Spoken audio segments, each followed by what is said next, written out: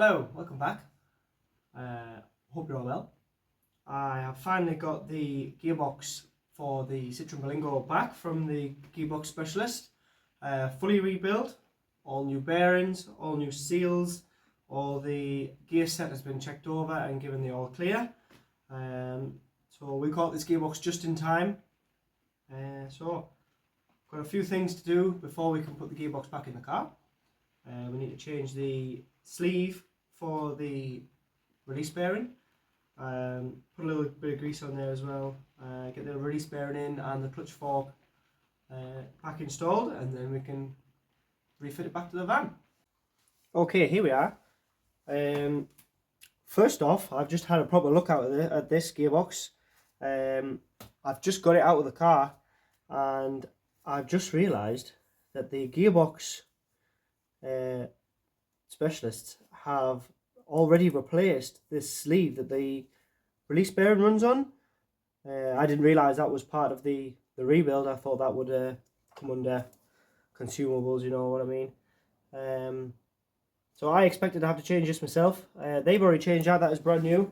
I did, rather annoyingly, already buy one here. So you can see how just 3 bolts, that just bolts straight on there. Obviously I don't need this now. I'm going to leave the one they fitted on just to keep the warranty and things intact if I start unbolting things that they've done and we run into a problem further down the line. They're not going to be too happy about fixing it for me, are they? So I'm going to send the one that I bought back. It's no hardship, it wasn't too expensive. But it does mean tonight's little job is nice and easy. So we've got this, which is the clutch arm, and we need to fit the new release bearing to it. Before we do so, I'm going to get some multi-purpose grease. Just get a little dab on your finger. I'm just going to lubricate the shaft just so the release bearing slides up and down there nice and easy. Same for this little ball here. That is the pivot point for the clutch arm again, just so it moves nice and freely and doesn't nip up. We'll give that a little wipe, just get rid of the previous grease and whatever else is on there, bits of clutch I imagine.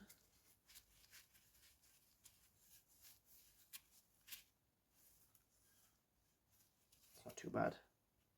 Always check this little plastic collar and the socket for any signs of wear, but it looks pretty good, this one. So this just clips on somehow, if I get it the right way around.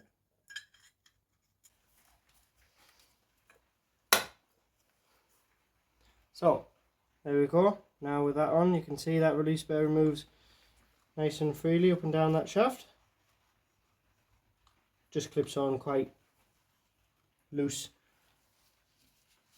While I've got the grease out, I'm gonna, again, just a little bit inside this socket here, just where the slave cylinder pushes on, just to reduce drag, and also just a little bit on the splines to help that clutch slide up and down more easily. And just like that, this gearbox is now ready to fit back in the van. Okay then, gearbox is in. It wasn't too much of a fight. It's always a bit of a struggle on your back, but we persevered, got it in. It's all bolted up. Drive shafts are back in, suspension is all back together. This big cross member's back in as well. So I am going to fill the oil up. Take this little fill bung out. And we've got our 75/90 gear oil. I've already checked the capacity. This gearbox from dry takes 1.9 litres, or alternatively this is what's called a fill to spill. So once the oil starts coming out of here, it's full. I've got 2 litres, so if we get nearly all of it in, we know we're about right. The front end of the car is still jacked up at the minute, so we might get a false reading. So I will double check the oil again once I've lowered the suspension back down. Just before we begin, I will put a few screenshots in here, just here, of a fantastic app, and it is called something I've forgotten, and it is called MPM Oil Finder. Brilliant little app. All you need to do is take a picture of your reg number or type it in, and it'll tell you the type of oil and the oil capacity of every single fluid on your car. Engine oil, gearbox oil, diff oil, antifreeze, brake fluid, whatever oil your car has, it'll tell you what oil you need and how much of it you need to put in. Brilliant little tool, and it saves the guessing. Right, so these bottles come with a nice little filler on them that just fits in there, and you can get that in there, give it a bit of a squeeze to get it in.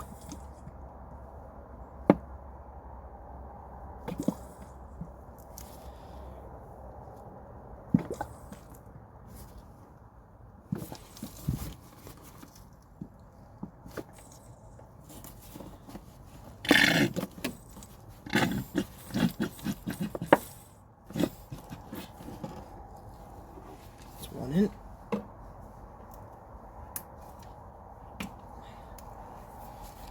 The next one.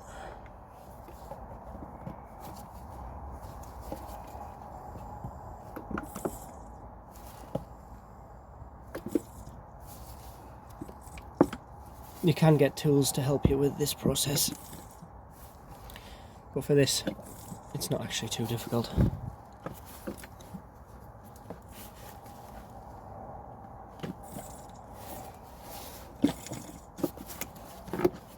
Ooh.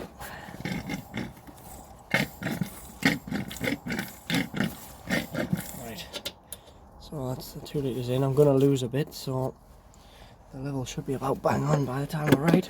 Get the bung straight in.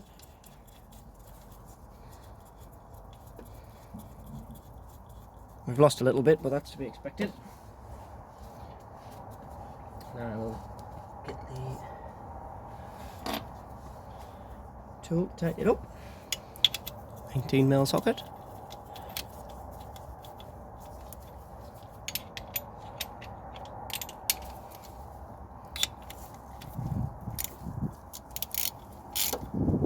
This doesn't need to be crazy tight. There we go, that's plenty.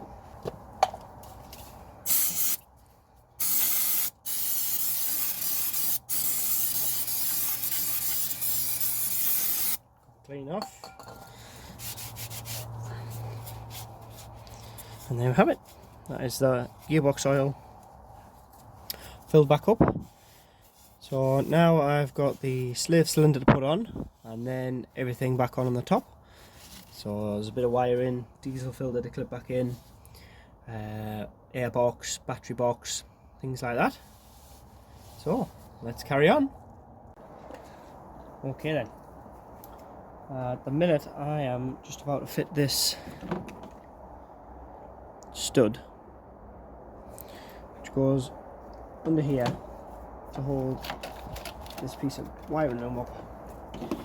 Now, when I took the gearbox out,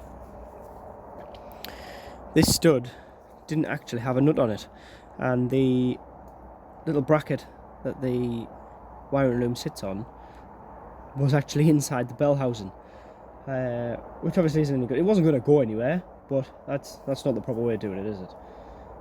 I think when the gearbox has been out previously, that's accidentally slipped in, and they've tightened the gearbox up, and then by the time they've realised it was far too late to fix that without undoing a lot of work, so they've just left it.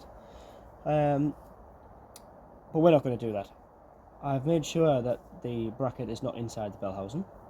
I've got the original stud, but there was no nut. They've obviously took that away for whatever reason. I suppose they couldn't put it on. So I managed to find this little nut in my vast collection.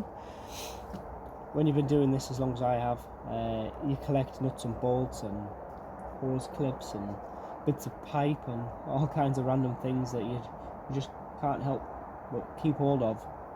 That'll come in handy one day, and I'm glad I did, because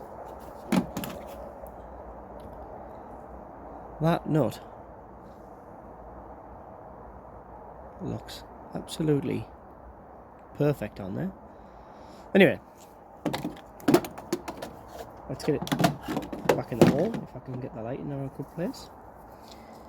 So I'm going to use a E7 Torx bit to go on the end of that stud. I do apologise about the lighting situation. It is currently 10 to 10 at night. You'll be used to this by now. I do all my best work on a night. So this.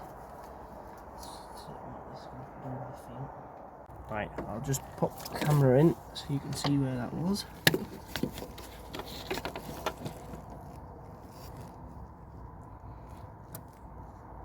can see there those 3 bolts. The one that I've just fitted with a new nut is that middle one with the black bracket on it to hold that wiring loom up. Stop it rubbing, stop it pulling, stop it jiggling about. So yeah, bit of a pain, but better than it was before. So next what we have to do is we've got a earth wire to go on here. Here it is, hiding. I'll find the bolt. This can go on actually. This is the vacuum pipes.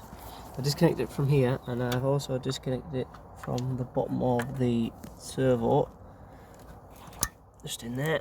I did leave the other leg on, just as it was going to be a nightmare to take off. So just them 2 fittings. Oh, we're nearly done. Earth strap, battery box, battery, some wiring over here. It sits on top of the battery, positive lead, and then it's just the scuttle panel, airbox. Not bad, not bad.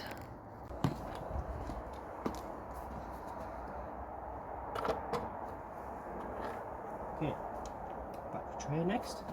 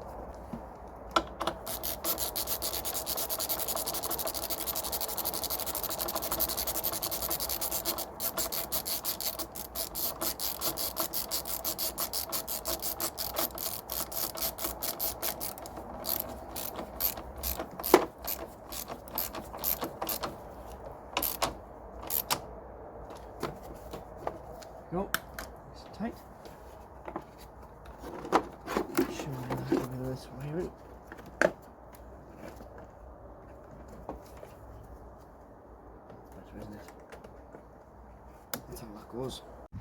Right guys, there we go. That's the Berlingo all done and dusted. I've had to pull a couple of late nights in the soggy rain. I'm sure you can hear it out there coming down some. I'm soaked through. Gearbox is done. All tied back up, all the bits put back on. Scuttle panel and that.